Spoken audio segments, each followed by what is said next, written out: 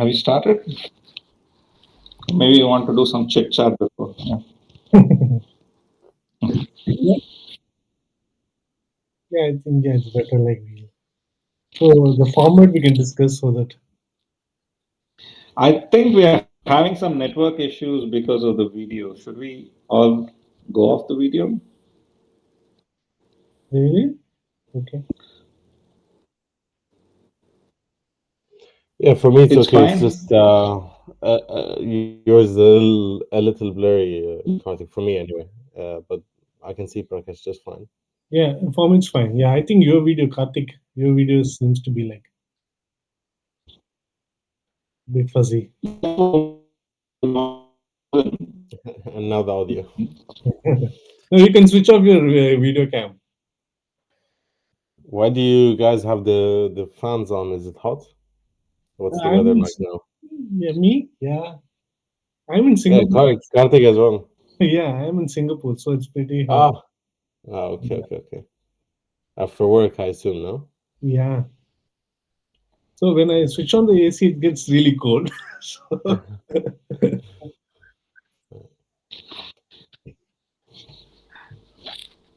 Okay. yeah, Karthik. Yes, so hi everyone. Welcome to the webinar, uh, Artificial Intelligence AI in International Relations, IR. So this is the webinar on AI in IR, and I am the founder and CEO of IR-ideate.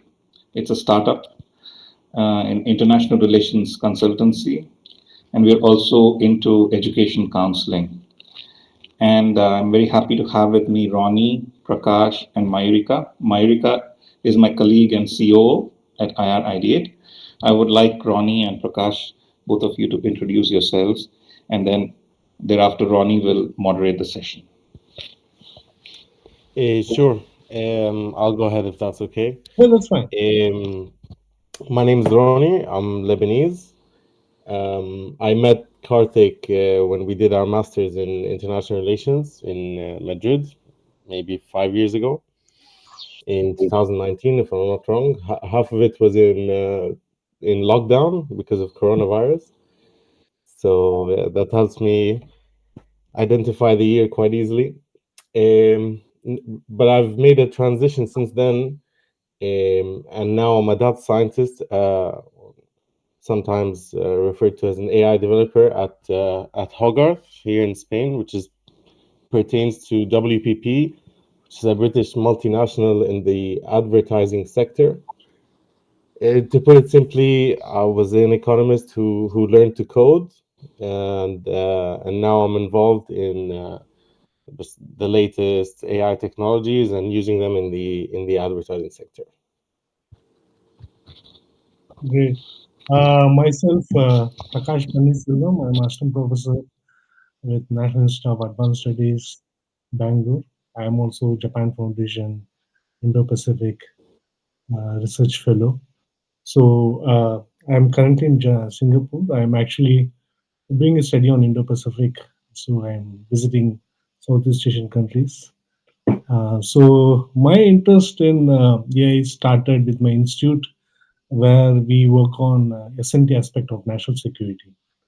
So as like anybody looking at AI right now, I am also keen interest in looking at AI from defense and strategic background. So so that's where like I started understanding artificial intelligence. So yeah, That's interesting because now we can talk about in this discussion. I hope one of the areas that AI is currently having a large impact, which is national security and warfare as a whole, and the way states negotiate with each other, the UN and organizations of the like. So that's actually really good. It's nice to meet you again, yeah. Thank you. and I think it would be wise to for each of us to speak about what they think AI is, how it works, and give a brief opinion about what they think it might be used for, what potential it has for good or for bad, and we'll go from there. Who would Yeah, like to go first? yeah, Karthik, can you? Yes. So thanks, Ronnie.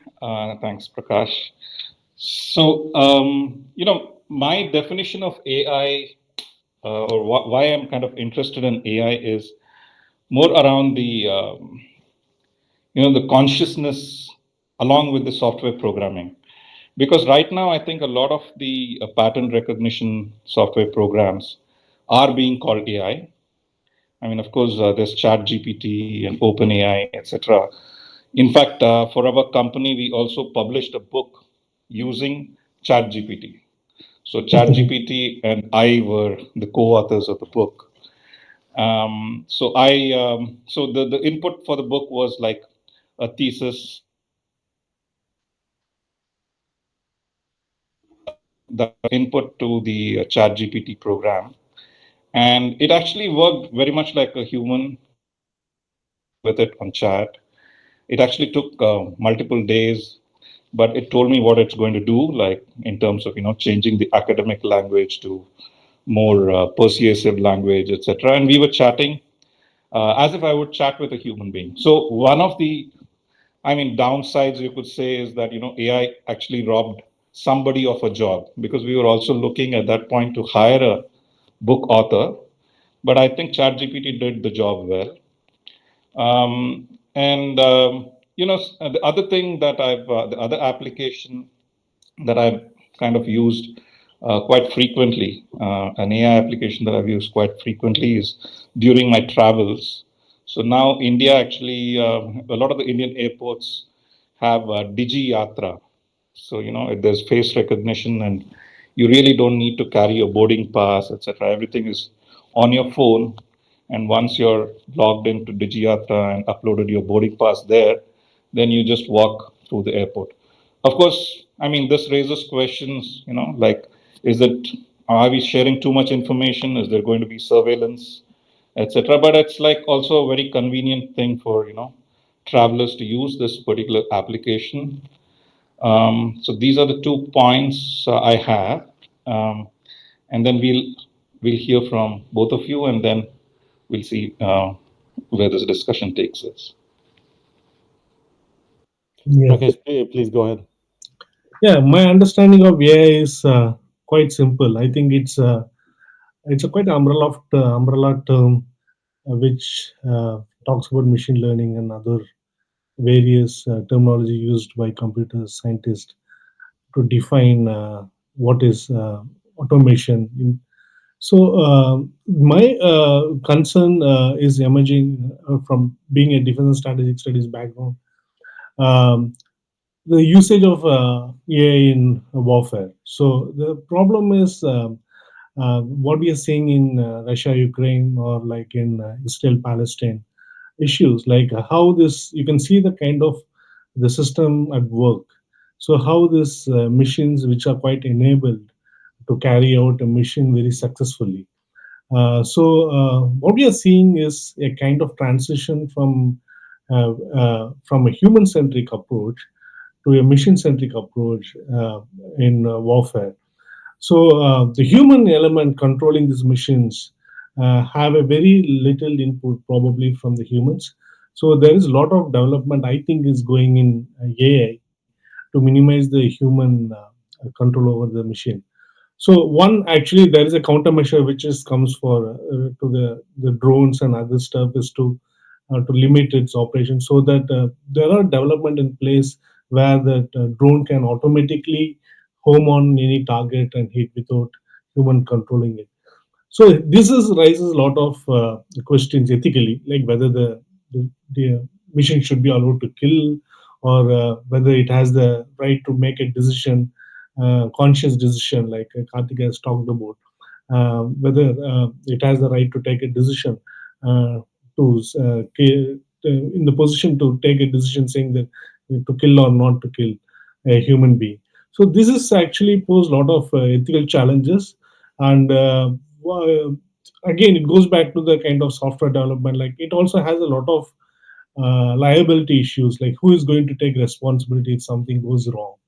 So these are the constraints of where this thing is going to end. So whether you can whether it can put your, can you say that the operator is the liability because operator only controls the system, but whether it should be a software who developed the system, whether he should be put in liability if something goes wrong. So there is a lot of discussion happens in the space when we talk about ethics and meaningful human control. So that's my idea, and I think that's where the major challenger lies when we talk about artificial intelligence. So we can see a lot of Elon people, like even eminent scholars like Elon, like not scholars, like eminent, like a person who really involved hands-on experience on artificial intelligence, like Elon Musk and other big CEO names, have said that this is going to be a dangerous trend, but at the same time we should understand the nation is not going to stop. So all the countries are after development of this kind of such weapons. So this is going to be a major challenging to make a right balance between how this is going to work out. Yeah, this is my 2 cents. Yeah. I'm glad that we're going to be talking about um, what's called automated weapon system (AWS), because they're quite important, especially because they're being used today, as you mentioned, in several conflicts across the globe. But I'd like to clarify my position on a few things beforehand. I'm relieved that you mentioned ChatGPT, Karthik, because I'm sure it's going to be the go-to example. Now, if you ask a majority of people, what is AI for you? Well, it's ChatGPT. This is the most popular one by name. Um, it made AI sexy to the public when it came out because AI has existed for a long time. So there are quite a few fundamental concepts that we should get absolutely clear. Um, there's a difference between artificial intelligence, which is AI, and artificial general intelligence, which is AGI. That the latter does not exist and probably will not exist for a long time, if you ask me. Other people have different opinions, but that's mine. What's happening with something like GPT, Chat GPT, is that to the user, it looks like it's reasoning, it looks like it's thinking, and it certainly feels like it's human. But in the same way that we can't imagine how many stars there are in the galaxy or how many grains of sand are on a beach, we also cannot imagine how much data this model was trained on. So it goes through several stages where it's trained just on jargon, a whole bunch of language, which is generally where you see a lot of the hallucinations coming from, because it might have been trained on, let's say, some random survey that has just what's your name, first name, what's your last name. So some people have asked it, what's your first name? It will respond with what's your last name. So we can see hallucinations like this, and this step serves so that it can learn the language, it can learn some knowledge, and then that's why it's called GPT, generative pre-trained transformer. This is the pre-training step, and then what they do is they fine tune it after to complete some tasks. So in this case, in the case of ChatGPT, to be a chatbot, so instruction tuning. So it's trained to answer questions and be an assistant and be helpful. Um, it does not think.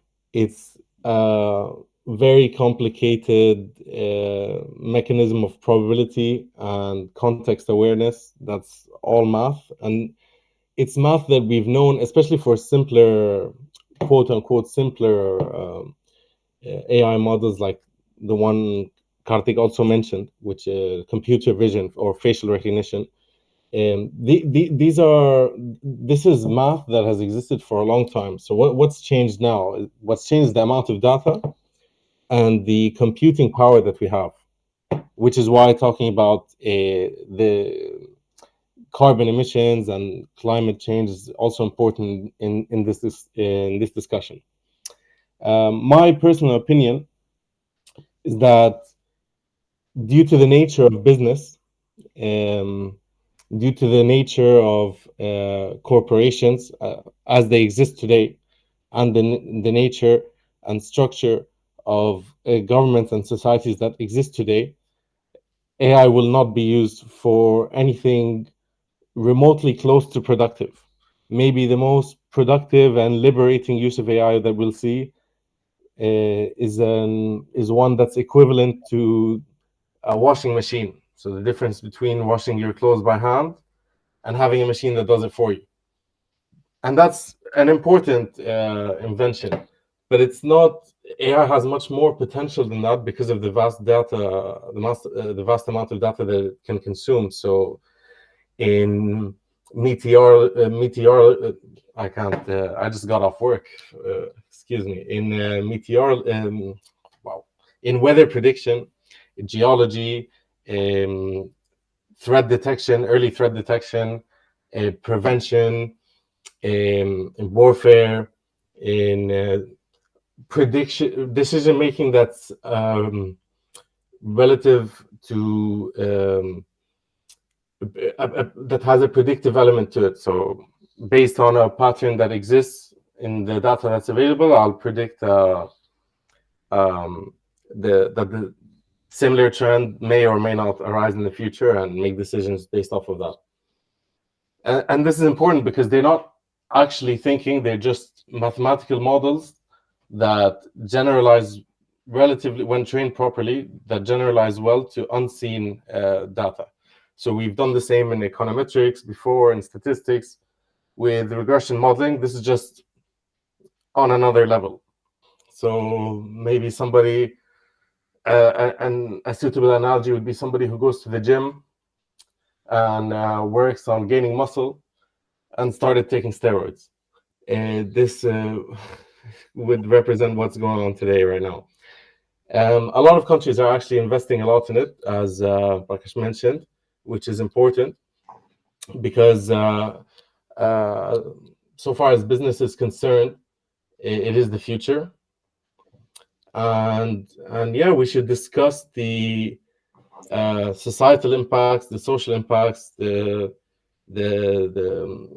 impacts on the international stage, the relationships between nations, warfare,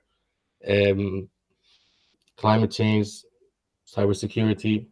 And let's get to it. What are you guys interested in touching on first? Prakash has mentioned warfare. We can talk about weapon systems. Are you guys okay with that? Yeah, I'm fine. Karthik? Yeah, so I'll add my 2 cents on weapon systems because I'm not really a military person or a defense analyst, etc. So whatever security studies, the knowledge that I have comes from my international relations major, where Ronnie was my classmate in Madrid, right? And but before I get to the weapon systems, I just want to advertise my book a little bit because Ronnie also mentioned AI is going to be good for business, and this is the book that ChatGPT actually wrote from a thesis, and I think it did a pretty good job, and I've given it its due recognition as well. So it's my co-author on the book. So as with any technology, I think AI is going to be a slave of the master who wields AI, right? And when we're talking about war and weapon systems, we're already talking about killing people, and then we've got military targets that are quote unquote justified targets. We've got civilian targets that are not justified because they're unarmed individuals, and we see a lot of these rules, unwritten rules, etc., being broken. So I think it comes from the basic principle of confrontation between two people. Let's say I have a gun and the person that I'm actually fighting with does not have. He's an unarmed person. So how, I mean, so the rules of engagement in war come from this, but we know that it's not working. Right? It doesn't work in the real world. Wars are really ugly, and I would say actually that AI is not doing anything, different. If anything, actually, wars are going to be like more. They're going to be more ethical in some sense, if you can even call it that. First of all, killing is unethical, right? But I'm talking about these precision guided missiles. I'm talking about, how AI can be used to, let's say, take out defense targets, take out infrastructure, and decrease the human damage, etc. There is scope for development here using AI. Of course, also like we already spoke about the face recognition, etc. So AI is also going to be misused or abused in terms of targeting people, and it's already being done, and it's being done for like decades. To me, this whole AI, the bugbear of AI, that it's something dangerous, etc., comes from mostly from people who are actually losing their power, similar to what has happened to the mainstream media. Now, whatever comes out in social media, immediately it's said, "Oh, this is actually a false narrative." It's like more about holding on to the power and not letting this being democratized. So with AI also, I think a lot of the issues that come up are based upon a race. So they say, okay, this is going to be used against developing countries, quote unquote third world countries, because the AI model is going to be trained essentially by this powerful white male, maybe Elon Musk or Sam Altman, and it's going to be used against people of color, etc. So this is the kind of narrative that is kind of demonizing AI. Okay, in my opinion, and it is similar to the narrative that was used to demonize social media, because it's a question of people who are in power actually losing their power to more people, and so they catch on to something like they latch on to technology like social media or to AI and try to blame it.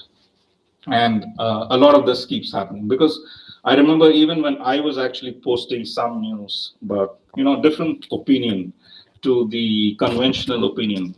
If you have a contrarian opinion, you might be called a Russian bot, right? Because Russia. So there's a lot of these conspiracy theories that kind of, in my opinion, that are underway when this dialogue and topic of AI comes up. And Ronnie was mentioning about climate change earlier. I mean, I have a similar opinion about this because you know um, climate change. Let's take climate change versus nuclear weapons. So we are now saying that, or some people are saying that climate change is the most existential threat to humanity, and not nuclear weapons. To me, that sounds like you're trying to push some kind of a narrative, because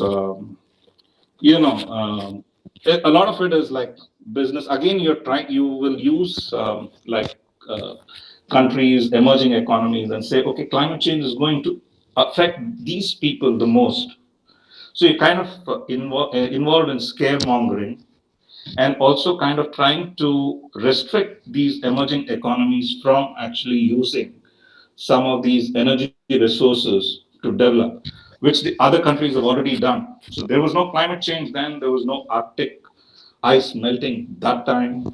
And now the Arctic ice is melting, so let's put an end to all fossil fuels, etc. I mean, I'm not saying we shouldn't move towards clean energy, but I think we need to look at sustainable hybrid models of using energy. And also, there are a lot of climate skeptics and, like recognized eminent Nobel laureates who are climate skeptics, they don't get the space to put across their points. So it's a very politically uh, charged environment, I feel, and they don't get the space, their voices are shut out. So there's no debate, there's no discussion on a lot of these things. And I think the similar kind of demonization is happening with AI. So these are my 2 cents. I'll pass it on. Yeah, sounds good. Thank you for your perspectives on those two things and AI in general. Um, I think we'll move on to climate in a bit, but let's continue on the topic of warfare. And Prakash, would you like to add anything? Yeah, yeah. What so this the perception actually there's going to be narratives, counter narratives, and what is right, what is wrong. But in warfare, the major challenge is as Karthik has pointed out, distinguish between like combatant and non-combatant has been the one of the tasks of the armed forces. So when you're targeting any installations under the international humanitarian law, you have to follow certain rules. Uh, so it's quite important for a human to like soldiers to understand whether it's a combatant or non-combatant. So these can be trained in artificial intelligence. So it has its knowledge to new based on the inputs it receives, whether it's a combatant, non-combatant. So the issue is not about the war is inevitable. So when we talk about, it's quite nice to talk about peace and. But if you see throughout the history and being an international relations scholar, uh, the primary objective of international relations scholar John Mishmer used to say uh, to to identify to not to stop to understand the why the nation fights, why two nation goes to the war. It talks about the major wars like World War One and World War Two. So the artificial intelligence is a kind of enabler here. Actually increases the quantum of force. That's where the major problem comes in. So the war has been happening throughout the history, and it's been happening last 10 years, and like the last 5 years. In the future, it's going to be happening between many countries or factions or group. But the artificial intelligence, that's where the problem comes in. There are a set of, like as Karthik said, that the war is ugly and it's going to be messy. So there are one set of scholars, they say that, see, the human element tend to do mistakes. So we, by incorporating the artificial intelligence, it will not allow the mistakes to be happened in the battlefield, because it will be able to identify the combatant and non-combatant, and it doesn't have the emotions or feelings, so it will only target the combatants. But as a human, when you're involved in a war kind scenario, one is that you get emotionally tempted. So even if it is a non-combatant enemy, you like want to unleash your hatred toward them, and so all this complexity comes of war crime and everything. So there is one set of scholars who argue that artificial intelligence is good because it helps to help the soldiers or the leaders, military leaders, to identify the combatant and non-combatant. So the complexity is going to be remain, and artificial intelligence is going to emerge as a major factor in the warfare.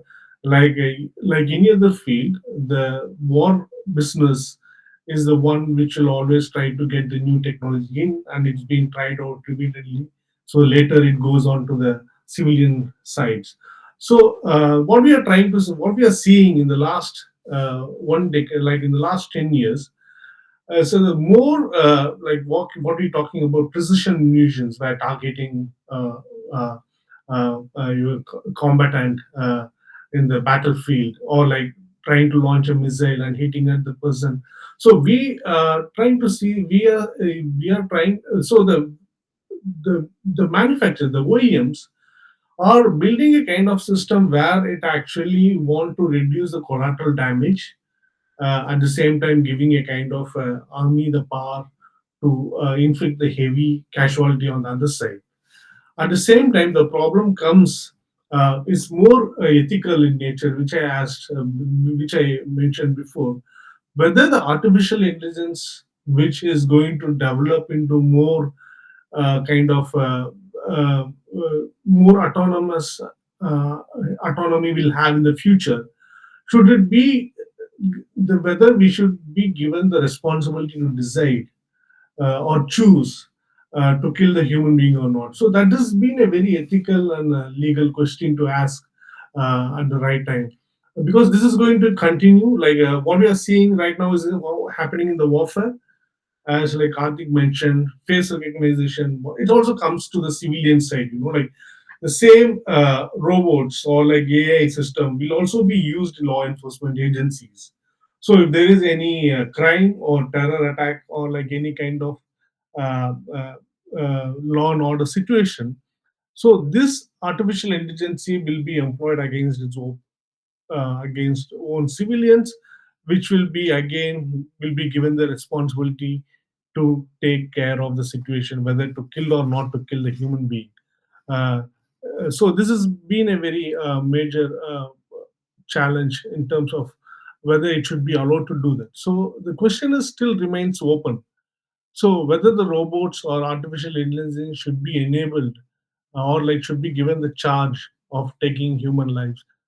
So that's been one of the primary concerns. So we have like humanitarian law, you have like International Court of Justice, which comes out of prohibition of some weapon systems, but still we've been seeing those weapon systems being used in the warfare. So the nations, the state will always look for victory, and that too with less uh, uh, in order to have a kind of very calculated victory where it can be achieved in a short term. Uh, but the artificial intelligence is the one way they think that they can be able to achieve it. So initially, before Russia-Ukraine war, we thought the warfare is going to be it will be a short war, it will not be a long war. But Russia-Ukraine war is happening for more than 3 years now. And what we're seeing in Israel-Palestine, again, the war has been prolonged for more than a year now. So we are trying to see that how this warfare is operating. It's not happening in isolated place. It's happening in a more civilian domain now. So what would be the AI like autonomous lethal autonomous weapon system or autonomous weapon system? How this is going to function in distinguish between combatant and non-combatant, because like international humanitarian law also talks about various other features like how to distinguish between the combatant and non-combatant. So this is going to be a big challenge, not a technical challenge but actually challenge from a kind of ethical and legal point of view. So this is what I want to say. Thank you. It's interesting because I agree with your final thoughts, but I think at the beginning that's where me and you would disagree a bit more. And so let's start where we agree. I think as of right now, as far as I know, the autonomous weapon systems that are in use today, a minority of them, I think just the UAVs, the unmanned drones, are the ones that um, either what's called in the loop or out of the loop. So they take the decision, but the final confirmation comes from a human, Yeah. or they take the decision and execute. That's, I think, the minority of what exists today. The majority is something that like Israel has in Gaza today, which is called Lavender. It's like a scoring system that they made because, as they say, Hamas embeds itself within the civilian population. So they made like through cameras on the walls of the border, and that give a rating to whoever they see, and that rating is supposed to represent likelihood of being a combatant or a terrorist. Now, where we disagree, I think, and using the same example, those who designed the system, those who designed the data set which was used to train the system, Yeah. and their biases will also be reflected in that. Therefore, those biases will also be reflected in the decisions and or the predictions or the outputs that the AI model makes. So, in the same way that for years facial recognition systems have struggled to identify those with darker skin or biometrics, um, it's because of the lack of usage of that type of data in the training cycle. So obviously, if there's a rule in data science which says garbage in, garbage out. Hmm. Your data set's not balanced, your results won't be either. So, and this is just another demonstration of how AI is not autonomous yet. It doesn't really take decisions. It makes predictions based off what it's seen. If what it's seen is a biased perspective, which is very likely to be given to it by a nation that's engaging in a war, because they're tuning it to the objective that they want, right? So the type of infrastructure they want to destroy could be someone's apartment. The type of person they want to kill could be just a military age male, but he's a student, is not involved whatsoever. And those won't be mistakes by the decision making process, they'll be mistakes by design. Yeah, I just want to say about that actually. Yeah, what is it's biased in the data set, that is true. But the more prominent one is like rules of engagements, which each and every armed forces come out with how to engage with the targets. So I agree that the bias will sweep in, like will make the things more complicated. At the same time, we should also understand the kind of a scenario where, because when you talked about bias, like this is a biased, so it is going to be biased. So thinking that it won't be a bias, it's actually like we are naive about the situation. So it is going to be biased because it's going to help certain armed forces against certain other opposition. So it's going to be biased. The problem is this: the warfare is not happening in very isolated situation. It's more like, as you mentioned, it happens in a very civilian place.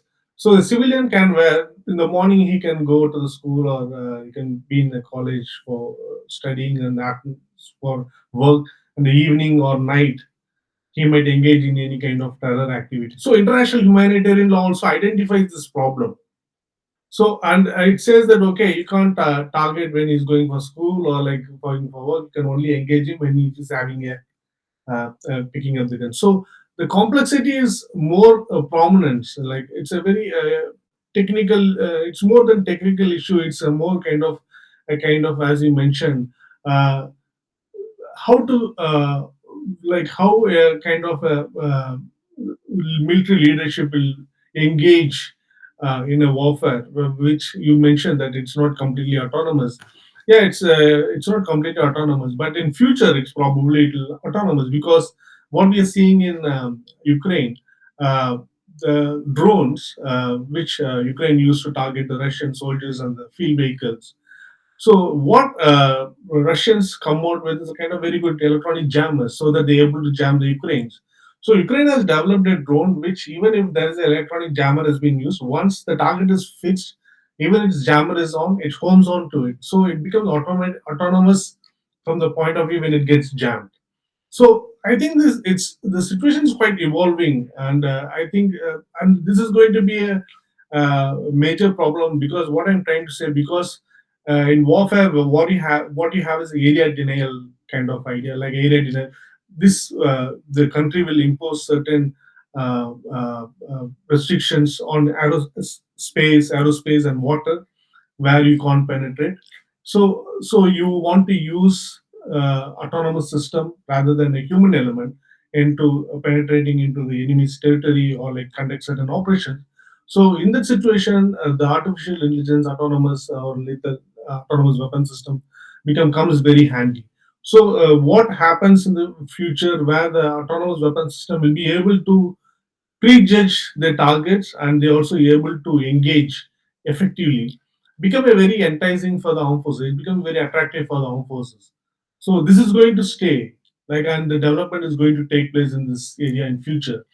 And the problem is, once it's developed in the armed forces and it's been quite successful, it comes to the civilian law enforcement as well. Like, as can be used for face recognition, identifying the rioters or who is disturbing the public.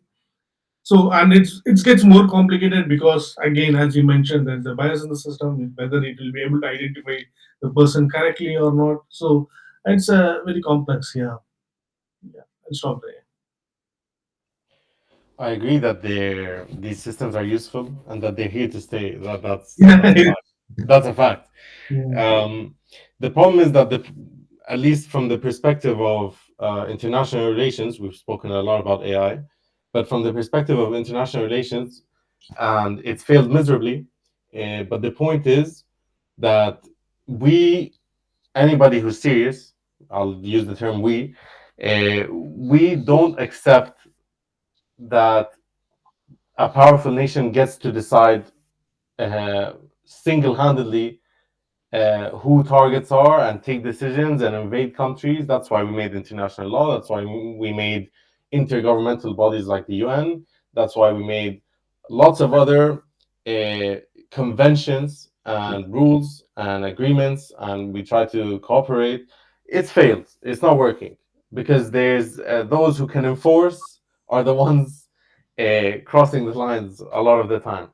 So the idea is that where AI really has a potential for AI for IR is in the analysis and then ingestion of data. So 15 airstrikes in Damascus, two in Azerbaijan, three in Lahore, two in Kiev, etc. To ingest all this information and come up with and facilitate the job of analysts. Now, in terms of enforcement, that's quite hard because again, those, for example, that are on the UN Security Council, uh, I don't know where AI fits in the decision making process there, or if they will even let it, because that's a separate problem. Now, how AI will tackle that, it's a different question, and I think I hope hopefully one that arises in the future. But for now, the same way that we don't accept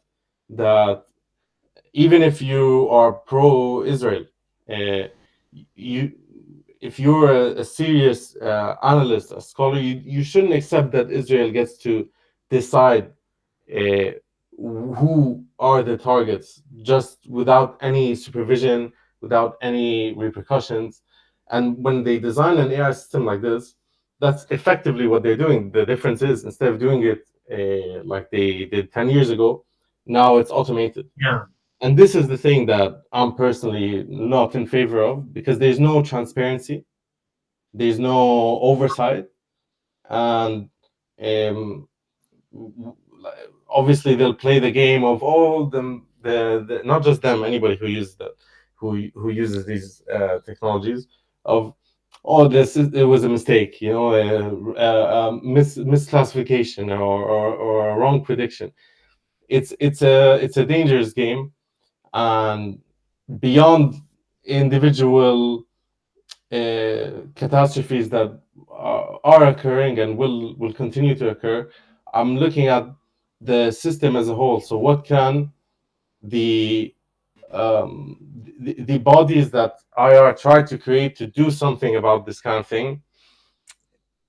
How can AI help them? Like, how can we avoid? How can we use AI to understand what's going on where in real time and use that information to effectuate change or to enforce the law, the international law in this case. Something along those lines. What do you think, Karthik?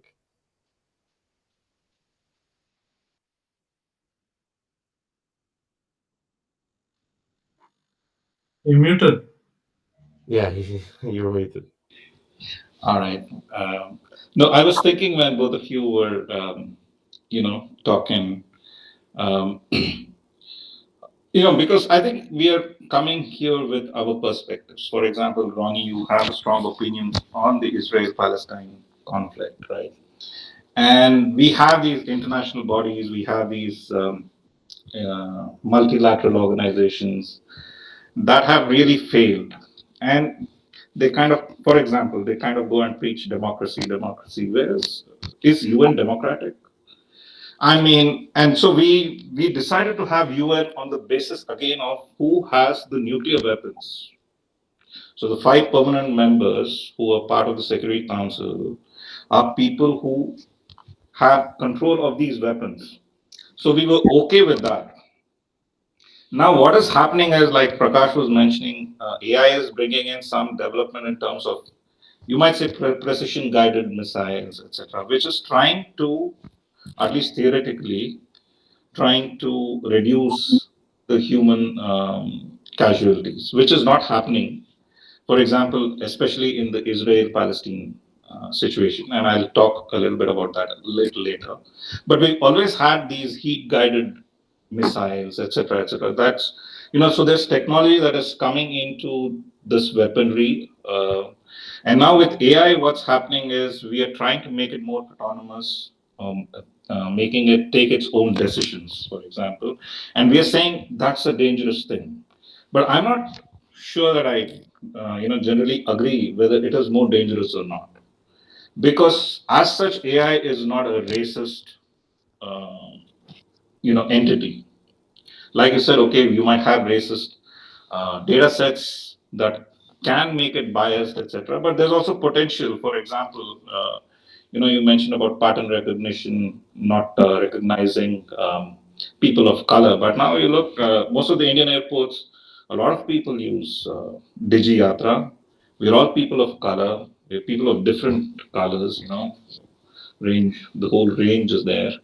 So the systems have been trained, and in fact, it's interesting because the first time that I encountered face recognition was actually when I was doing international relations in Madrid, when they had some of these security turnstiles actually have face recognition in our university. It has its advantages, so it reduces human to human interaction, and if the systems are working fine, you're able to pass through security, etc.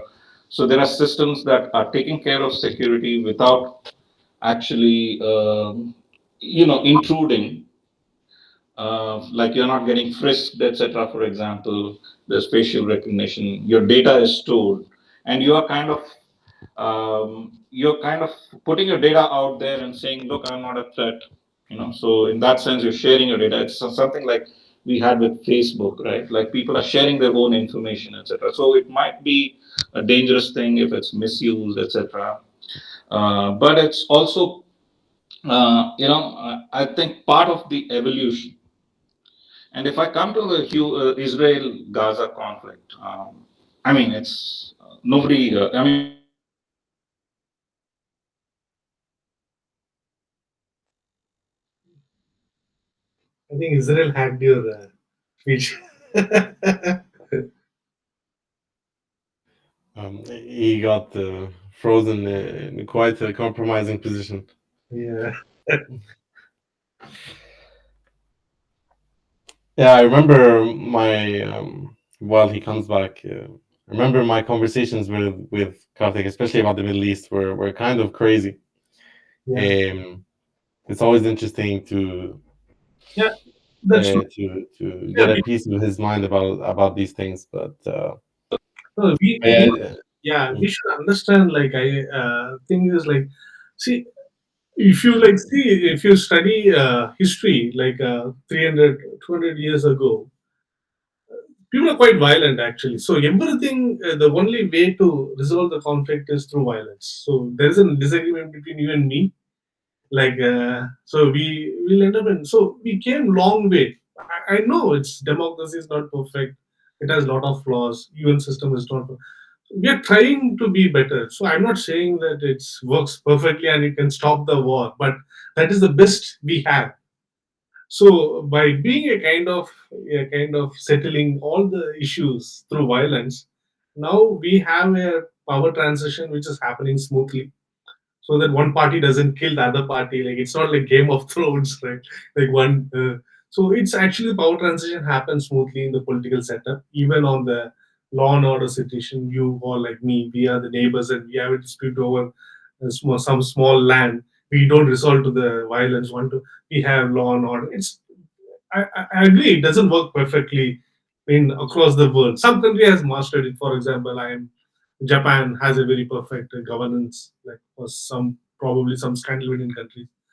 So, but it's not universal, and there are problems. UN is not. I agree that only the countries which has the artificial intelligence and nuclear weapon, which is going to be the one dominating the systems, and they are going to say what is to be done, not. But it's a long way to go. But it will not happen in our lifetime, probably. But we have to think right in a way, seeing that rationally, which can be the right way to approach it. So, as you mentioned, artificial intelligence using for mitigating conflict or like trying to understand, like okay, like how the conflict can be prevented. So that would be a kind of interesting area to explore more.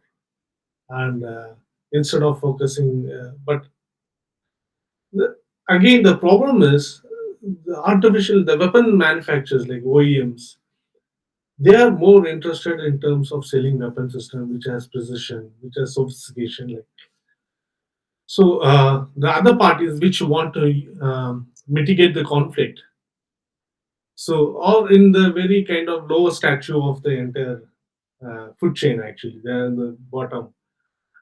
So there should be a kind of unified front in thinking about how artificial intelligence or any other technologies, how it can be used for very peaceful way and peaceful use, or to fight some of the challenges.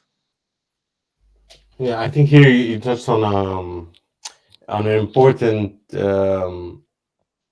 issue, which is going to be good for the transition. But before we do that, Karthik, y- would you like Sorry, to Yeah, yeah, continue? we're not there. I, no, no, I wasn't sure where exactly I got frozen because you said I got caught in a compromising position. I didn't quite understand that. So, Physically, yeah, not with your okay. ideas. So anyway, with Israel and Palestine, I'll just finish Yeah, that point. It's kind of complicated because just the relative sizes of the population of the adversaries, like if you're talking about, for example, a lot of times disproportionate use of force is kind of a charge levied against Israel. And I'm just saying, like, if I were to put on a neutral hat, I don't know. I mean, it will cease to exist if it just reacts proportionally, right? So just talking about, like, if I have to dumb it down really, so if the proportional use of force is like to, I mean, sorry to use the word kill, but I mean, but that's what wars are done. Wars are fought for. And if the proportionate use is to just kill one of your adversary, if one of your citizens is lost, then Israel will not exist in a few hundred days or a few days. So that's anyway. But I'm not in any way justifying some of the things that are happening. Any life lost is one too many. But we have not evolved as a society. We've not evolved as humanity to look at people equally, right? So, like Prakash was mentioning, yeah, we are like used to solving conflicts through violence. And of course, if you look at a lot of these countries, even these political fights, they lessen the violence for sure. But there's a lot of scope for violence, and then we've tried to reduce that violence to compete verbally, get into debates. We've tried to reduce that violence, that physical violence, by competing in sports, but and it's all good. And I'm not saying that let's do away with UN or something, but I think it's like a totally flawed architecture. So unless we fix the architecture, we think in terms of removing the guts and, yeah, rewiring the whole thing. Looking at who needs to be a permanent member, who needs to be on that Security Council, what needs to be the criteria to be a member on the Security Council, etc. That I think is needed because there are other multilateral organizations also and highly militaristic organizations like NATO, for example. So when we talk about all these treaties, are we actually who's enforcing it? For example, I mean NATO and Russia are at war now, rather than Ukraine and Russia, right? And it's because the NATO border, even though it's not a nation state, right? It's the club of countries. The NATO border has gone from Berlin Wall right up to Russia's doorstep. And Putin had in several security dialogues in Munich, etc. He had kind of spoken about this, but that is happening. So the treaties are not being really enforced. Again, we are like looking at gaining relative advantage. We want to compete against the other power, and then there must be something wrong with Russia's position as well, because a lot of these European countries are kind of have a scare about Russian expansionism, etc. So these are conflicts that are kind of messy, difficult. It's like very hard to take neutrality, etc. And but artificial intelligence, I think, is more evolved in a sense than humans to do that. Because if you look at the human mind, we have intelligence, we have desires, we have the quest for power or the lust for power, etc. So there are these things that are outside of intelligence that artificial intelligence does not have. Artificial intelligence is only that part of the human mind which is intellect. It doesn't have an identity by in and of itself. Like for example, we all have identities, or maybe when we were born we did not, but quickly we assumed a national identity. Quickly we assumed a religious identity. Quickly we assumed XYZ identity. This is not there for artificial intelligence.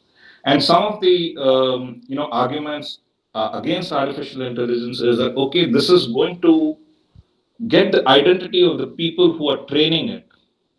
I mean, um, that's a given. It's not something that is that is out of the ordinary. That will happen.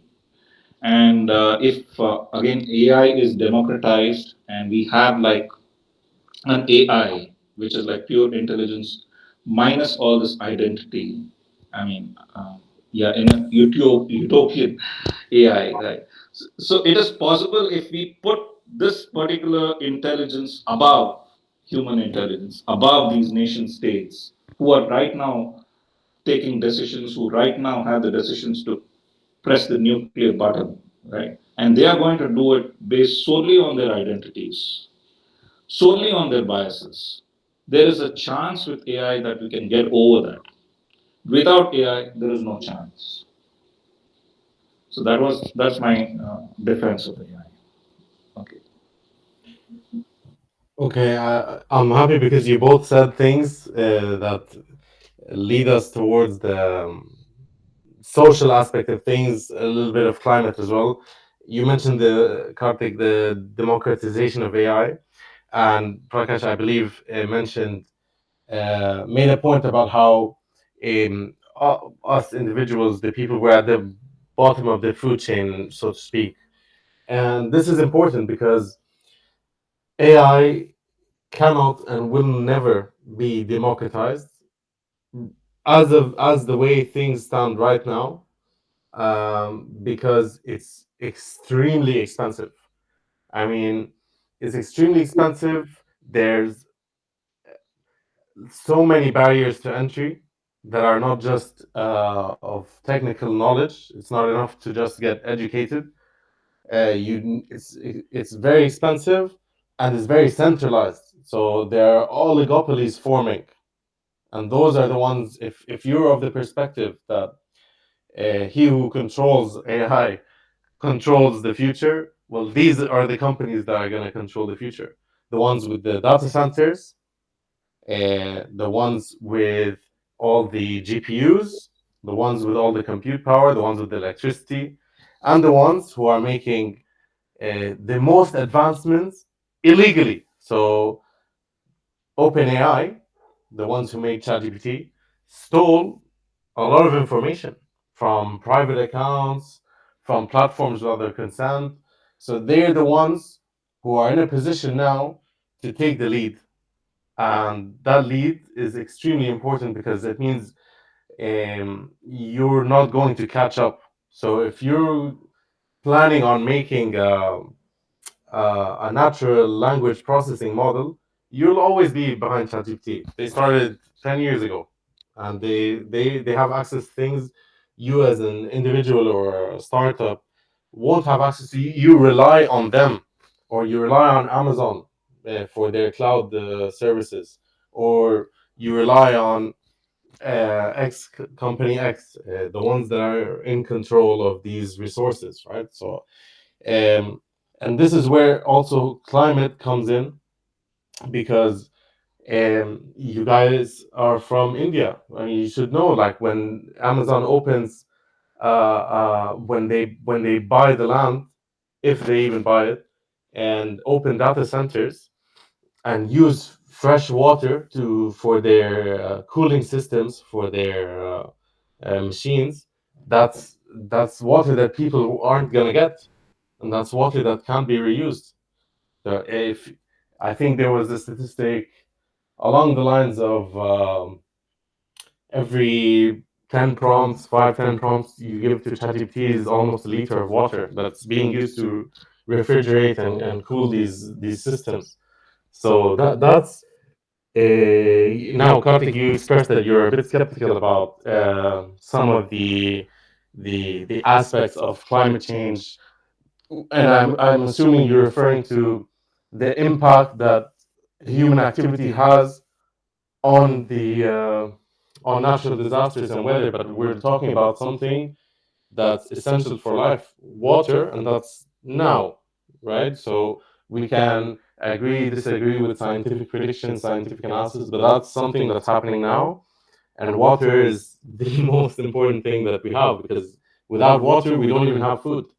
So, uh, what are you guys thinking when you hear things like this?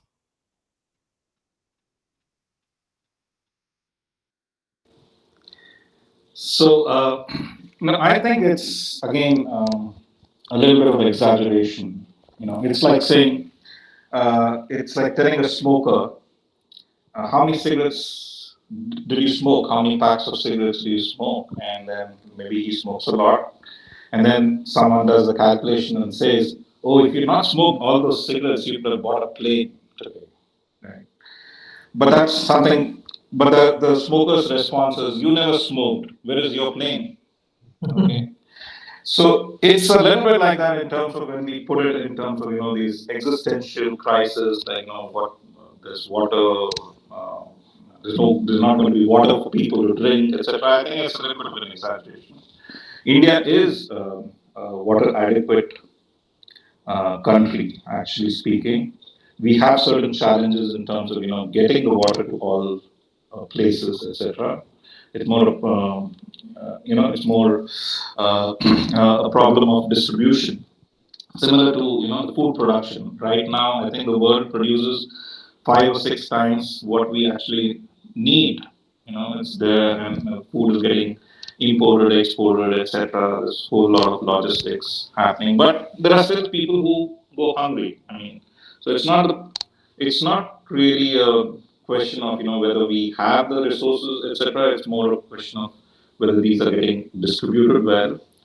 And in terms of these data centers, etc., there are like legal reasons why data centers have to be in India, right, for Indian citizens' data, etc. And I've not really done a lot of research on how many data centers are there in India, etc. Microsoft, Google, etc. But these are and now we have data centers under the oceans apparently.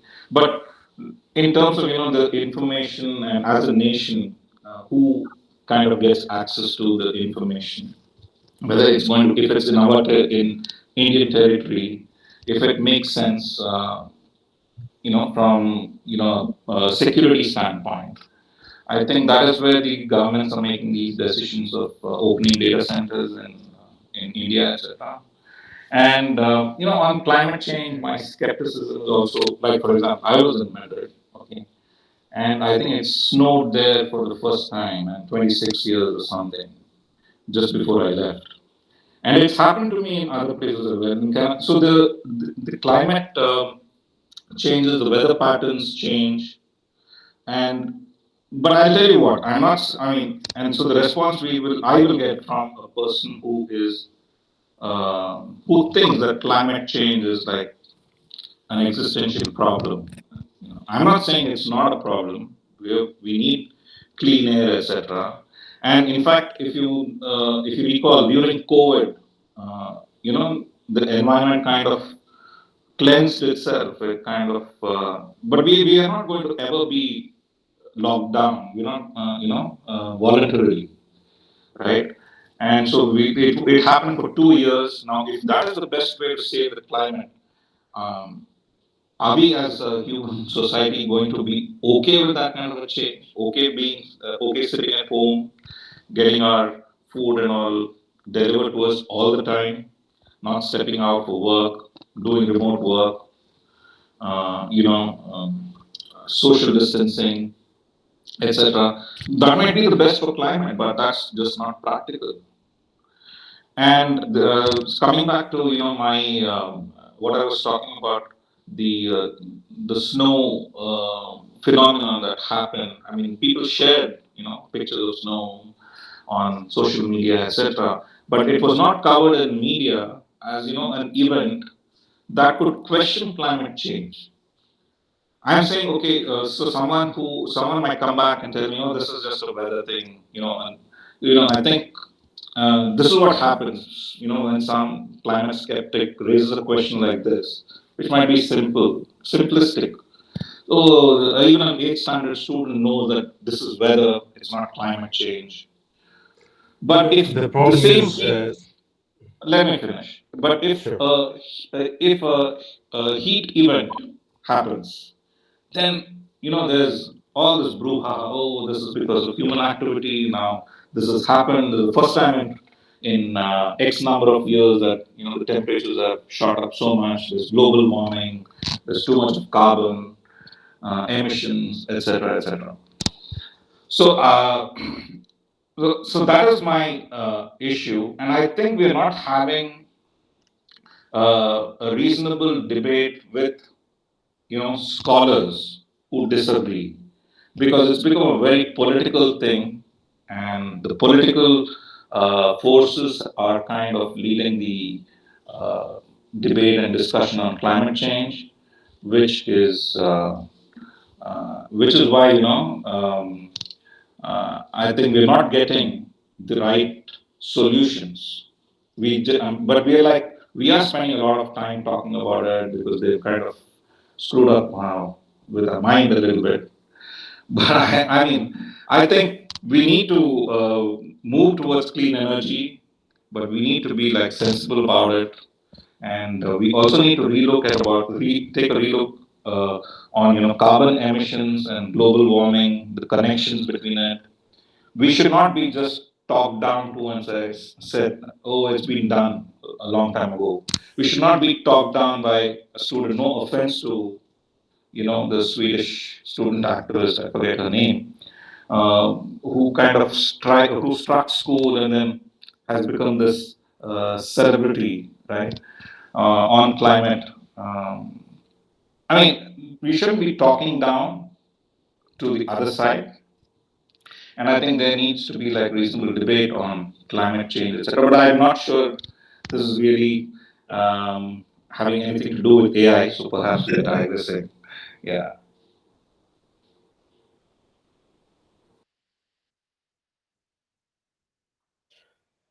Go ahead, Prakash. Yeah. No, see, a couple of points. this contradiction is going to remain. So the politics, if you say that you don't do politics, it is also a politics. Okay. Okay, someone says that okay, we'll keep the politics aside. It means itself a politics. So this is will going to remain, but the challenge is the so yeah. I don't want to get into politics. Like I don't want to give a lecture on this. The idea of AI, like the problem, like I see there is a possibility in artificial intelligence and climate change is that it can model the data. So that has been a problem, right? Like in terms of as like Ronnie mentioned, like computing power, which can give a kind of scientist a kind of understand the patterns, various patterns which across the globe, so they can able to model it.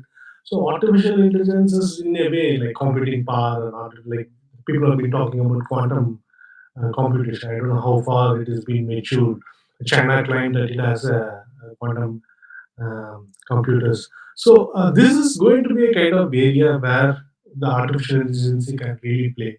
Of course, there is a downside to it, as Ronnie has mentioned, that in order to cool it, the hardware you need fresh water, and it's going to. So I think that would be a kind of fraction of insignificance. I think when the kind of amount of things we can achieve using artificial intelligence in particularly predicting rough weathers or like erratic weathers, like changing patterns, like the huge problem, both environmental and climate.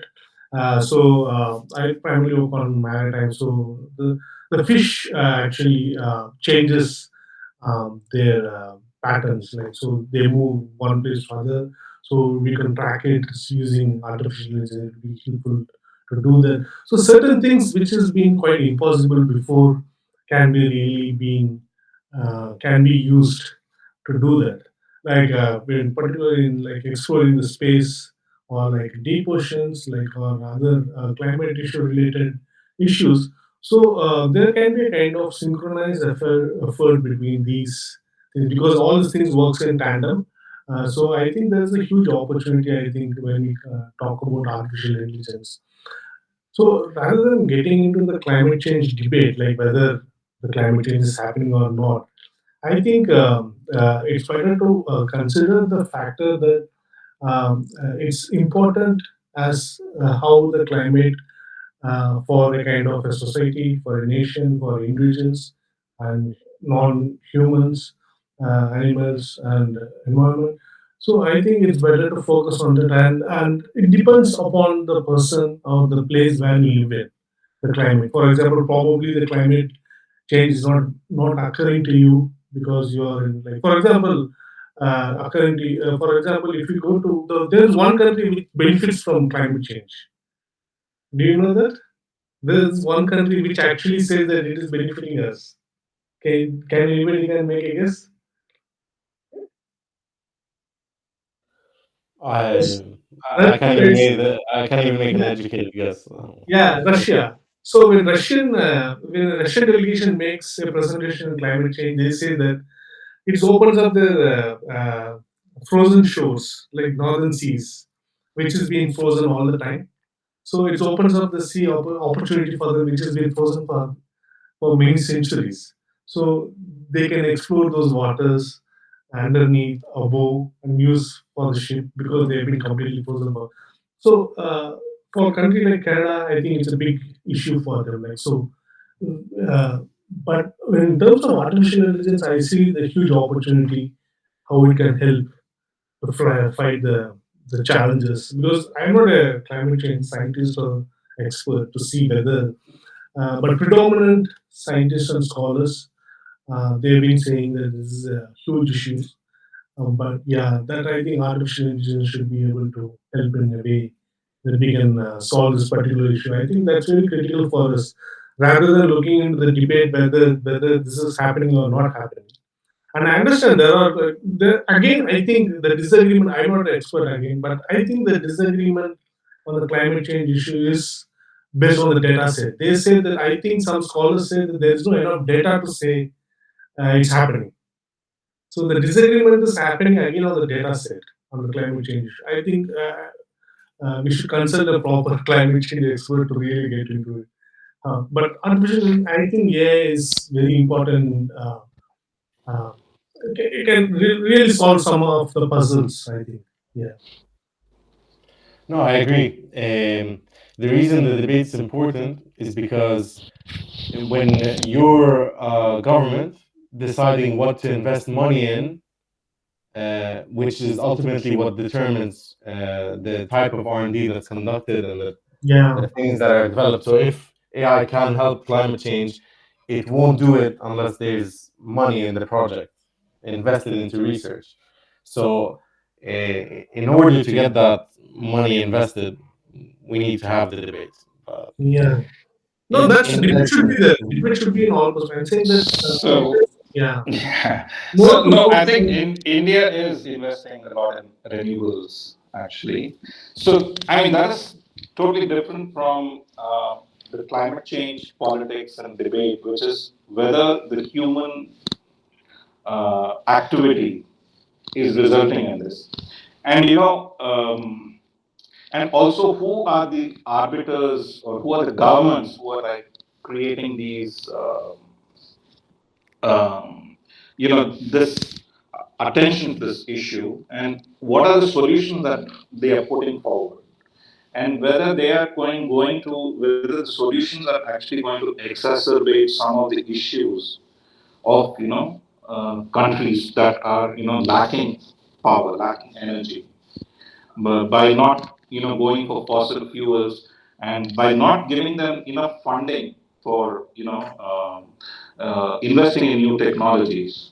So the funds are not available, and so there's and all this. I mean, the whole financial system is kind of still a puzzle, right? In terms of how the rich nations, which don't have the energy resources, have actually become rich at the cost of countries that have the energy curse, for example.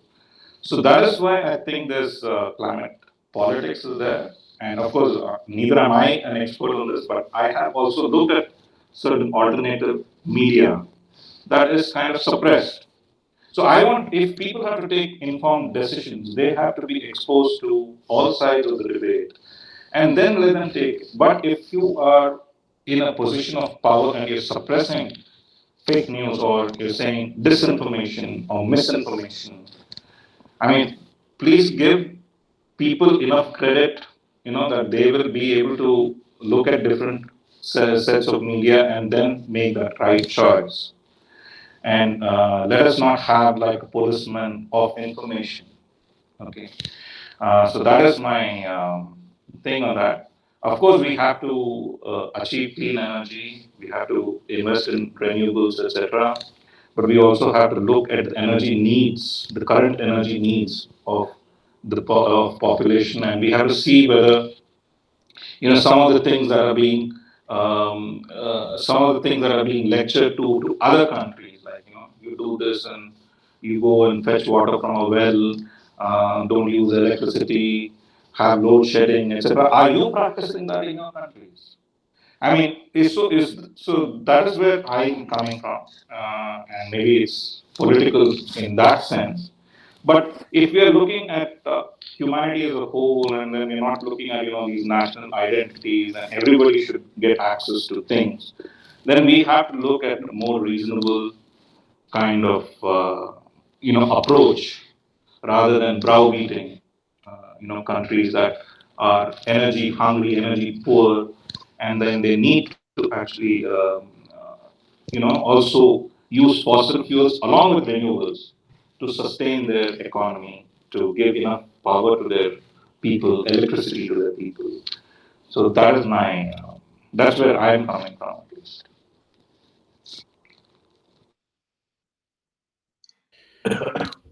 yeah, of course.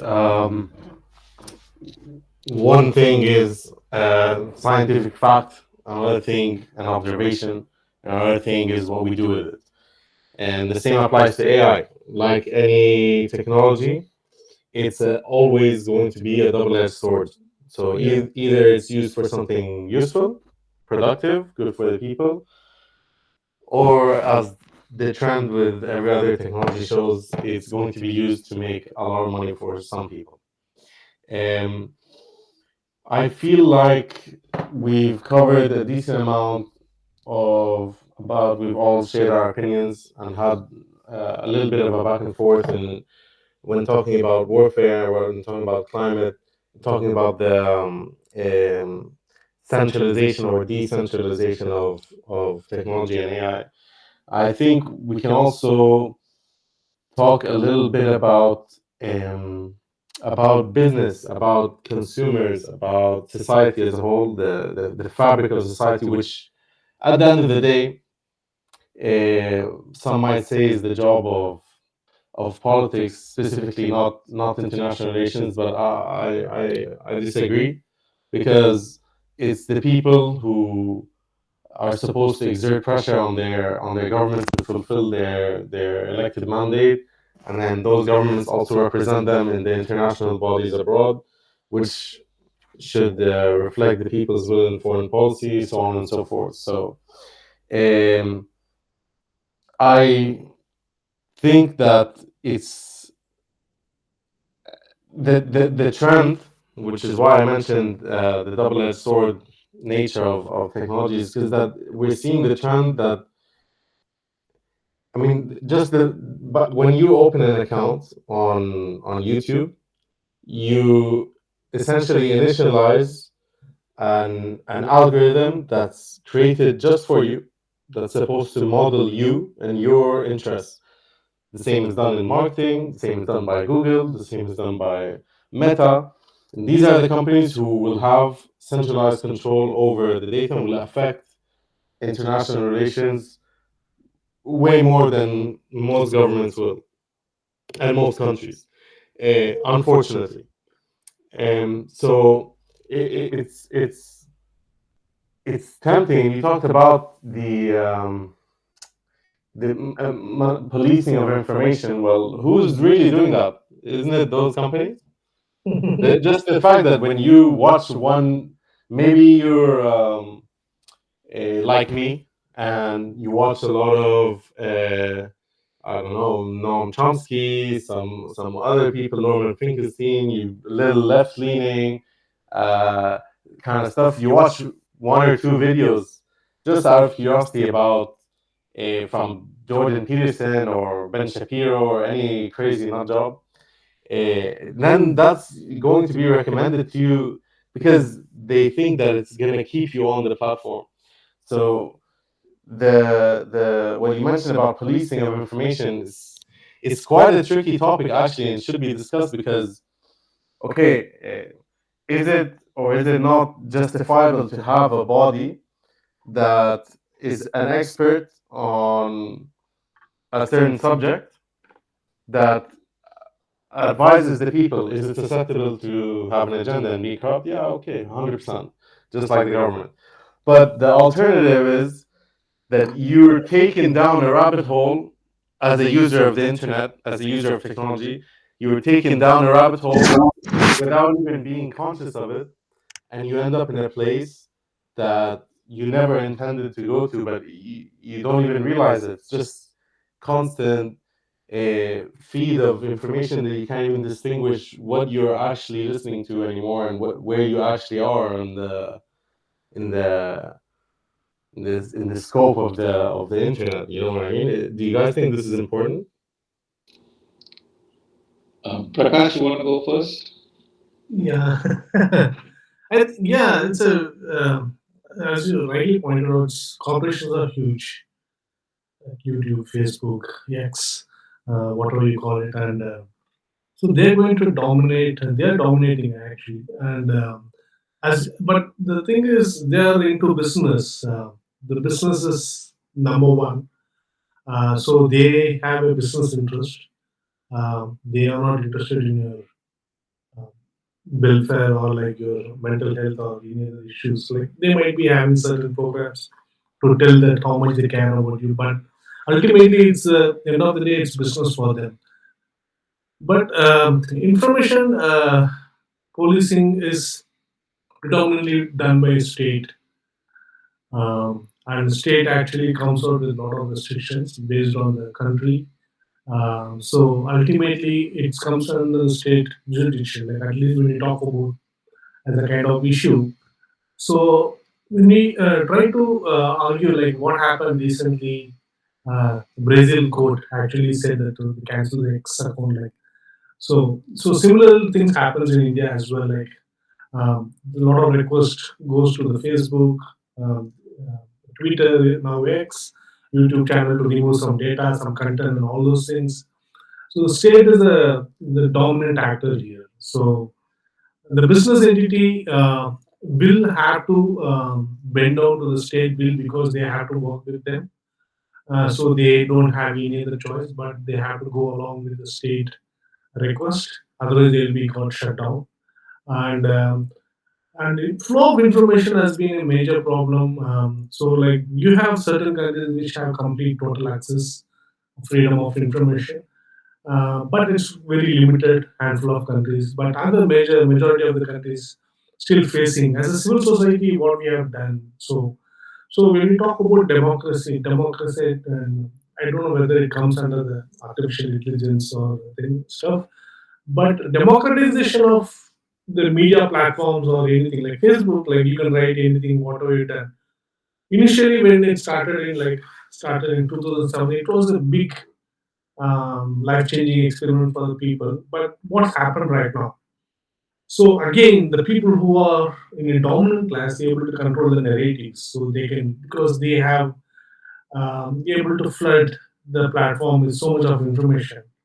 The individual doesn't have that kind of capacity to do it. So the ultimately here again, the person who has a kind of capacity or like who has an interest to on certain things able to use it very effectively. Again, as you mentioned, like people always try to make money out of the technology, and there are people who used to scam the people, other people. The state as a kind of entity which has to protect all these things, like let it be copyright issues or let it be like um, fake images circulated in the Facebook, WhatsApp, or like deep fake technology, which has been very prominent now. So, who's going to monitor and control it? State is not again like it's not a perfect organization. It has its huge flaw, bias, and people who are in political power control those the policies and system. But again, they are the one who has the authority. At least we have gave the authority to them, like to control and monitor this. So the business entity, business end of the tech companies, they are going to look at the business and the profit aspect of it. The state will look the safety and security aspect of this information. At the same time, there are elements which will try to the police it, like information censor it, or like use it in a kind of different platform. Like what's happening in the US right now, the US election. I'll tell you the kind of. I have a US friend. She's quite worried. Even if there is some news, she used to share and say that, and she will have a disclaimer saying, "I don't know whether it is original or fake news." So that we are moving from a different spectrum. Before we started to believe, what worries me is that like before we believed everything whatever it came on the internet. Now we are moving into another direction where we question everything. So the both this is also dangerous things. So questioning the like you don't know whether it's original thing. Like for example, there might be kind of natural calamity or emergency. The state is actually sending a message to evacuate from that particular area. You might not know whether it's a so the authentication. It's a complicated issue. So I don't know whether how far the artificial intelligence can really play an issue, but it's a kind of major technology policy challenge. The state has to be very transparent, so in a way that gives a kind of confidence to the citizens and the people. Some state managed to do that, but it's not happening across the world. I think that is going to be a challenge in long term as well. Yeah, I'll stop here. Yeah, Karthik. Yeah. So I think I'm like a freedom of speech absolutist, except like there are certain things like I mean, nobody wants to kind of propagate violence, for example, or you know, even adult mature content, which is not age appropriate, etc. So, but with these moderations, I think at least in the political sphere, if we don't have like uh, divergent opinions, uh, for example, now you see like these fact checkers are only fact checking one side. Lies are being spread from all around the place, all around the political spectrum, and there's truth a little bit, and then but most of it are lies. But you're like when you're policing, you're actually doing it with a political bias. Currently, the current system of fact checking, etc. And so yeah, so I mean I will leave it there. I know that there's a lot of information, and I think whether we like it or not, how much ever we police it, and even after policing, you're going to kind of inundate people with one kind of information, which is not generally necessarily healthy information, which is not necessarily doing good to their mental health, to their mind, etc. And if I have to loop back to this topic of artificial intelligence, and that is where I think it has scope, is because I think it can rise above some of the biases. It can rise above biases, and if it's trained well, like and then I don't know if nation states and multilateral organizations, which are made up of nation states and who have the ability to come and speak, but really not resolve any of the conflicts that have happened so far. Whether it's, I mean, and also I spoke about the architecture, whether it's the right architecture. Can we put an intelligence above this? I mean, again, like I said, maybe it's just a utopian concept because we all developed this from developing software and then making it more autonomous. Can we have something that does not have an identity that can actually look at things like law, fairness, uh, equity, equality, etc. And similarly with information, can we have something that is really like so mature that it's able to provide people the right information that's not going to mess up their mind, etc. It's a possibility. With humans, there is no possibility. We are already stuck where we are. Yeah, you mentioned about this identity. Like, see, identity is a political construct. Okay, so it's not the identity is not a singular thing. So I have like thousands of identities. I am a Tamilian, I am a Indian, I am a South Asian, I am a Asian human, political scientist, defense analyst, father. So it's all identity. So it's a political construct. Artificial intelligence itself an identity. So like AI might not have an intelligence enough to think what should be my identity, but it will figure out what is identity. It can, if he reads Foucault and Fukuyama and all those things, it will also understand what his identity is, and it almost try to give a kind of identity to itself. So, like that's what you're trying to say. I'm not contradicting what Karthik says. Is that that's what we started. We gave our sovereignty to the authority to govern us, right? So why I have to give my sovereignty? Like I born free, right?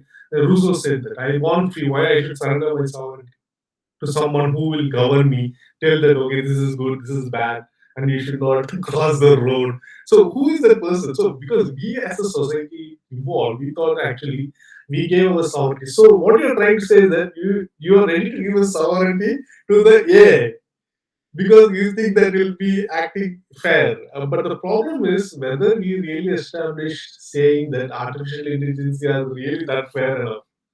So because like as Ronnie pointed out, as biased people are training it, so the bias will be creeping into the systems.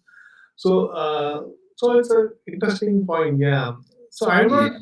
not. I'm just state is the best. Otherwise, the cures will state is the I know the problem with the states. I have worked with states for many years now. I know how cruel it can be. State is a very like Barry Boozer like used to tell that the biggest enemy to the human being is the state.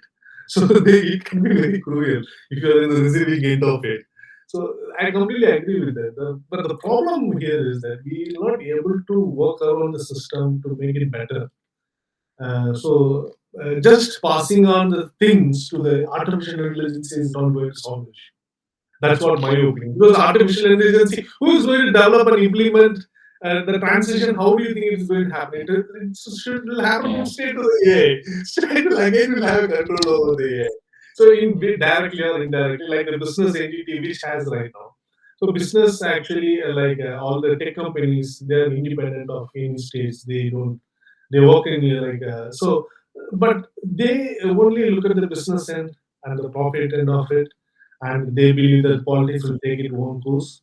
But what's happening is that they actually taking a very political stature, like they take a political stand on the issue without knowing they are taking a political stand, like a LGBTQ issue or like issue related to Israel Palestine. So because they probably go in a mass consensus, like to see. So there's no end to it. So it is back and forth. Yeah. Yeah, I just wanted to add there actually, when I was talking about identity, I was talking more from the concept of the Indian, the Indian concept of the mind, which talks about manas, buddhi, ahankara, and chitta. So manas is the information, memory, etc., and ahankara is identity. From one identity, so when you're born, you don't have an identity. Then you're gathering that you're an Indian. Then you're getting into your profession, you become a political scientist. Then you know that you're in this, so that is what I'm saying. So I'm saying that AI can be like this baby, which does not have an identity that way. It is, of course, I mean, like you're all saying, I mean, because it's being trained by humans. So it is getting those, let's say the mal effects of humans in terms of the identity. And also there is a concept in about the Indian mind again that your intellect is always working to protect your identity. So because I consider myself an Indian or whatever, so my intelligence will always work to protect my Indian identity, whether I have all my fights will be with Indians only. All my fights will be within my family only. But I have an identity that, oh, I belong to this family. So when something else, there's a third party that is involved, then we are together. And this is very similar to what happens in the United States, right? Like 50% of the population hates one candidate, 50% of the population hates the other candidate. Now, so the best way for the new president to kind of make sure that they're all united is launch a war against another country, which has been happening, like wagging the dog, and whether when someone is in political turmoil, they launch a war against another country. Now they're all united because of that particular identity. So I'm saying whether artificial intelligence can rise over that. I mean, like I've always kind of put it in a disclaimer of, it's very utopian concept. It's not going to happen. Yeah. We're all humans. Yeah, so that's Because where I stand. identity is actually I don't know, like I never read the Indian idea of what is identity, but globally when you talk about identity, it's like Fukuyama, Fukushima, like Fukuyama, Foucault. So this because it's a very tricky area to get into, like because you also mentioned about consciousness. Even we as a human we don't know what this consciousness is, right? So artificial intelligence is impossible to gain a consciousness of its own. But as you pointed out, so it's a utopian concept. It's best to believe in that. But what I'm trying to say is that, so as Ronnie himself he said, like okay, always the business interest, like the business entity people who actually controls the stake, will have a higher stake in taking the political decision. They don't take a political decision consciously. They take it based on the business and profit and of the business. So Yeah, so because their business yeah, intelligence is Elon Musk working to is protect supporting. their identity as a Yeah, business entity. yeah, Elon Musk is supporting Trump or Republican Party not because he believes in Trump and Republican Party, because he believes if Harris comes, like Biden, his tech industry is going to face a lot of problems or challenges, or like they are going to support a competitive company. So, but Elon Musk, like it looks like he's supporting the Trump, right? So his calculation is based on completely on business and the profit end of it. So what I that's what I'm trying to say. So it is a political decision. By the way, it's a political decision, right? So he's supporting the Trump. So it's very complicated. So the business, the tech industries which controls the AI or like computing power or data centers. So they actually have a kind of huge say in terms of, is it like controlled by one person or board of chairmen or directors, or it is a kind of structure or they hierarchy. But ultimately they have a kind of decision they make impact the society, not in the US or Europe, globally. And we may use it, and we don't have any other choice other than that. But ultimately, what it's been, what driving the entire narrative, like what we try to address the problem is this policing the information, right? Like, so who controls it? So they have to work with the governments. So governments actually has this request. Like for example, if you have a dictator has a request. Like he doesn't like to promote any video in the country which against him. But so ultimately, the tech companies will try to not allow the videos or content which actually affecting the dictator. So it's not the political decision, but it's the business end of it. But it has a political angle to it. So that's what I'm trying to say. So it's very complicated business to deal with it.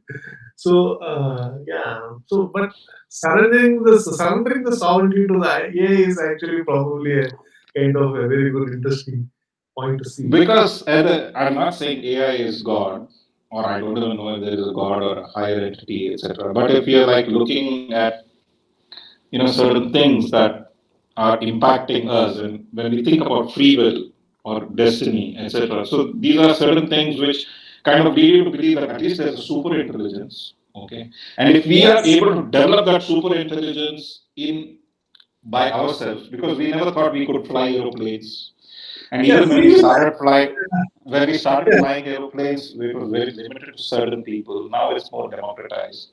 And the other thing I just wanted to touch upon before I yield the mic is that when you spoke about Elon Musk's support to Trump, so there was this time in 2016 when, I mean, at that time I was interested in the U.S. elections. This time not so much, but and my interest was mainly driven because Hillary Clinton and Obama launched this war against Libya, and from one of the most prosperous countries, nation states in Africa, they became like a open slave market, totally rump state. And I went in and said, "Oh, we're going to promote democracy," and then democracy is not going to be promoted by bombs, but that's what that had been happening. And then I mean, and it happened even earlier with Iraq. I mean, so for 4 decades ago, it happened, and then it was still, the way that the political game was being played. And so that is when I was feeling that, I should support Trump because he's the guy who can stand up against the establishment. Because there was Bernie Sanders as well in those days, but he was like, he didn't have the stamina, to use Trump's word, to stand up against the establishment. So, but when I was supporting Trump, a lot of people would ask me, "He's not going to do anything for you. You're an Indian," because they were looking at me as a person of color. But I'm not looking at Trump to do anything for me. It's just my political, my feeling that okay, this guy may be better to kind of change the system, etc. And I don't know where Elon Musk's, where his intentions are coming from or where his inclination is coming from. But I mean, And I mean, at the end of the day, I think a lot of these celebrities that we are creating is also media. We start talking about people like figureheads, etc. But he has expressed his opinion as being absolute a free speech absolutist, which is why there were certain things that Twitter was doing in terms of policing the information. If you're policing the information, then keep politics out of it for both parties. You cannot have. I mean, that's what I felt Twitter was doing, including in India.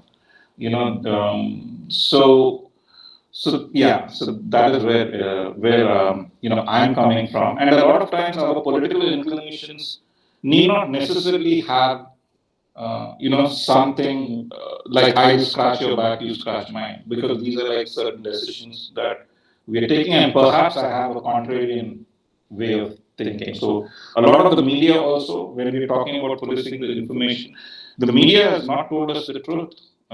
Starting from Iraq again, in terms of weapons of mass destruction, talking about various other things, and of course, in wars, as they say, the first casualty is the truth. So there is no real truth on either side. Yeah, sorry, Prakash. Go ahead. Yeah. No, see, the truth is again like the truth is like it's not one truth, right? There are multiple truths. So the media is speaking of one truth and it's promoting it. So that is your problem. So we can't assert saying that okay, media doesn't tell truth at all. They're completely different thing. So there are multiple truths. Okay, there is a truth from the Libyan side, there is a truth from the American side, there is a truth from the other faction which hates the Gaddafis. That truth. There is other truth which supports Gaddafi's truth. So there, it's a multiple thing.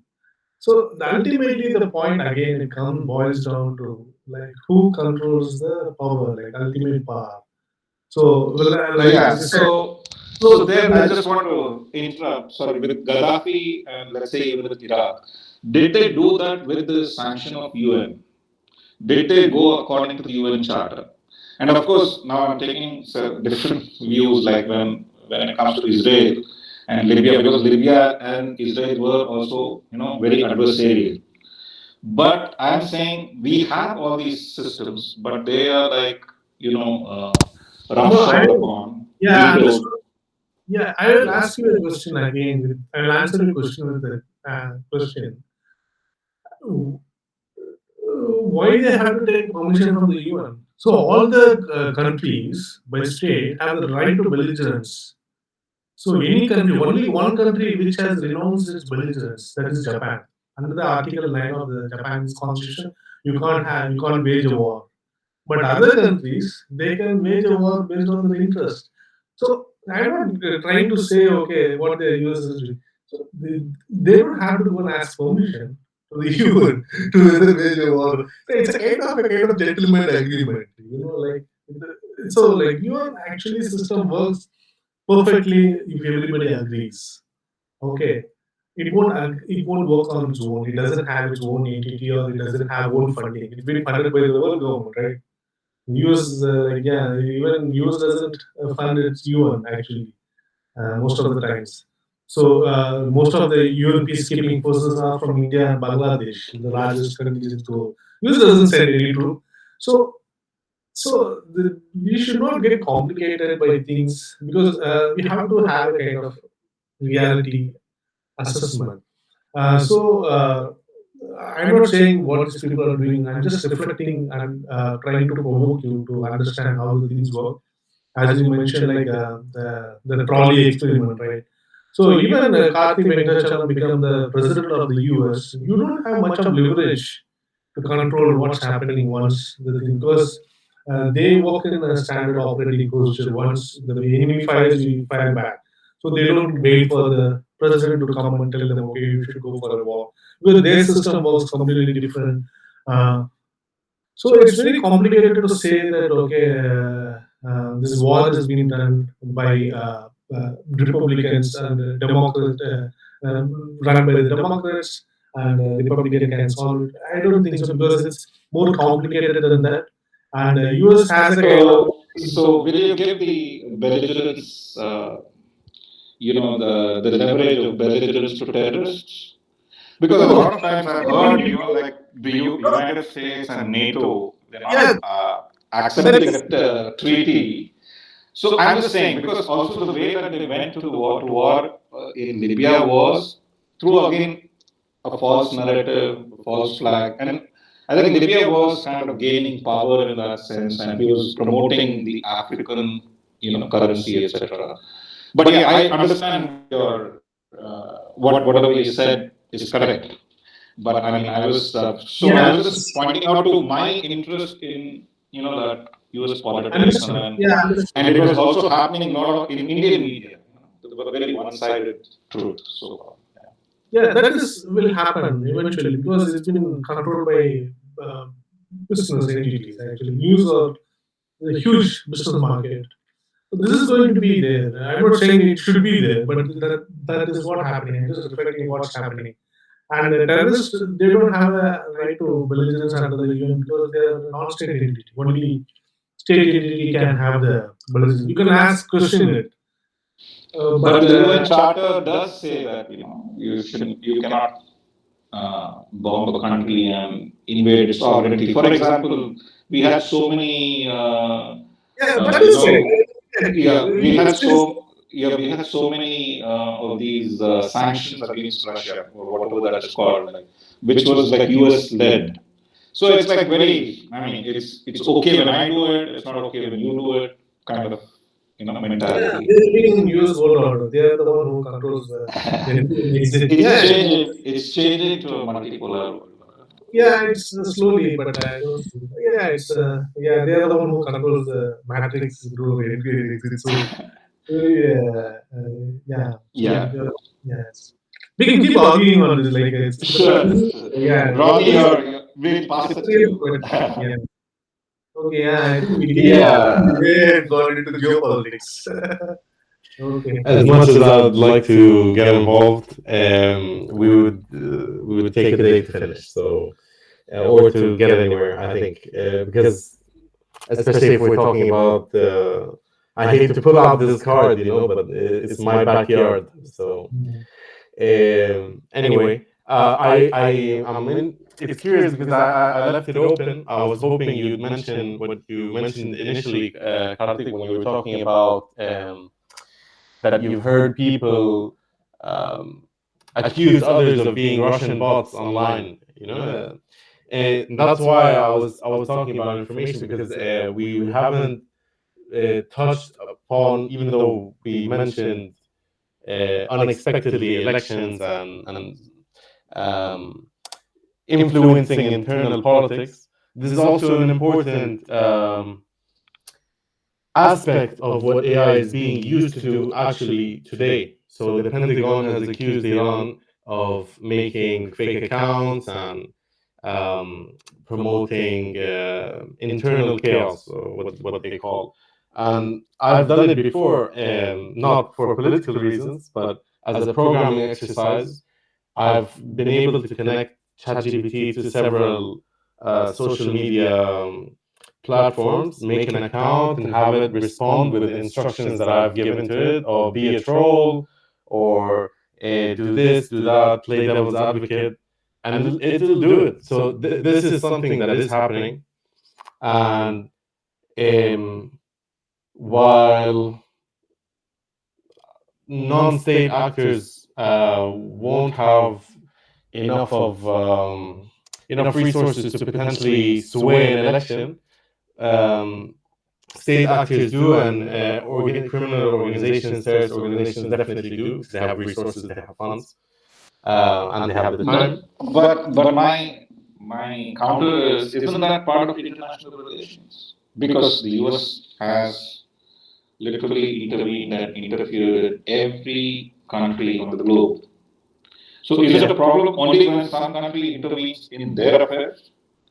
So I'm just saying. So again, like Prakash was saying, it's a unipolar world order, but that is because nobody is kind of questioning that. But now people are, and I for me it started from that Libyan experience, and then when the US and NATO went after Syria, I think they had a pushback. because Russian ships arrived, Russia supported Syria, and I again, disagree.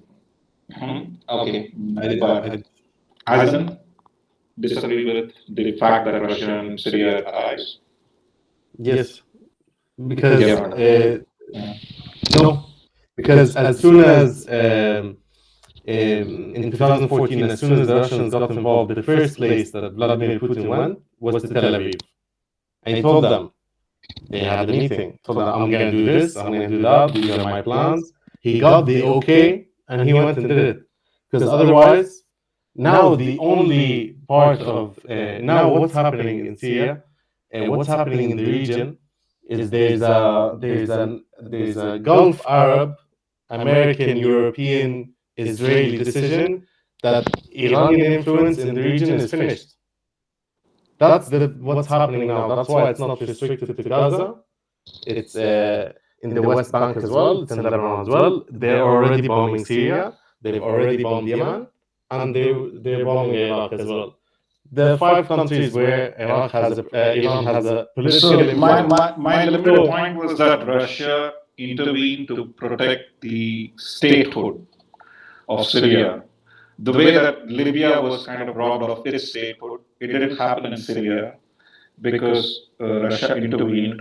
And of course, there were a lot of factions fighting, and there were a lot of proxies. So, and I remember one of the charts that I had, they were like fighting their own allies, through proxies somewhere. And that's what's happening in wars anyway. Like, for example, international relations works like that because we want to be friends with the US, but US is an enemy of Russia. Russia has been an old friend of India, for example. So the relations kind of get complicated, and especially in situations of conflict, etc. When you have to really take to military actions, these can get you know very muddled. But I'm just conscious of the time. I think we've done about 2 hours. Yeah. Ron, your last word, and then It's 2 p.m. in Singapore. hey, sorry, Prakash, I was actually thinking you were in India. So thank you so much for staying up so late for this. Thank you so much. Sure. My closing statement. Um, I'll make it brief. I think AI is not new. AI has existed. The math behind AI, the statistics behind AI, everything related to how AI works right now has existed for almost a century. The difference is that now we have the electricity, the compute power, and the amount of data thanks to the internet to be able to train it to the point where it might actually learn something. It might actually make a useful prediction. So we are very far away from reaching what's commonly referred to as AGI, artificial general intelligence. That's very far away and unlikely. However, AI can have tangible benefits in the medical sector. It is having in assessing the climate situation and helping us manage our resources, predict the weather. It has the potential to improve the lives of everyday people. When if you were wasting 4 hours a day as an employee on emails, that's finished. That's a good thing because now you have time to do other stuff, hopefully more productive. In warfare, in the relations between states, given the current state of affairs, I don't see a positive use for it. I don't think it will limit collateral damage. I don't think I'm not. It can. I don't think it will be used for that because there's no incentive.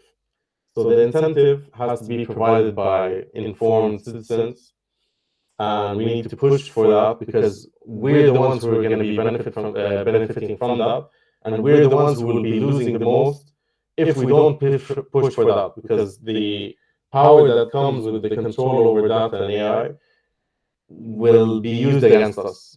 As we're already seeing with these big companies, we are the product when they create data on us and sell our data and model create models and profit off of our data, that means we are the product. We're not users of their platforms. We are the product.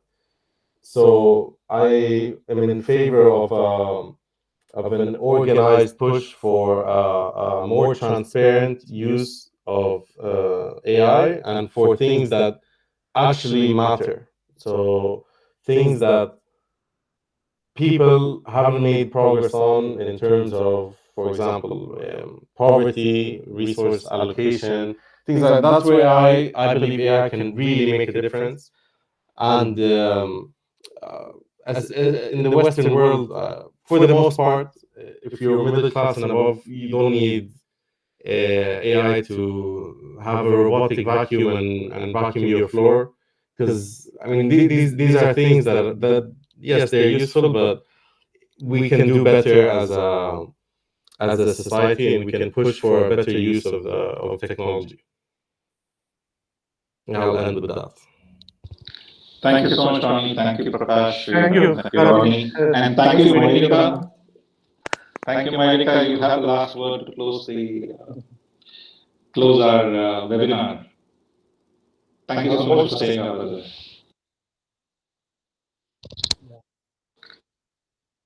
So yeah. So what do you guys plan to? You'll put it in online.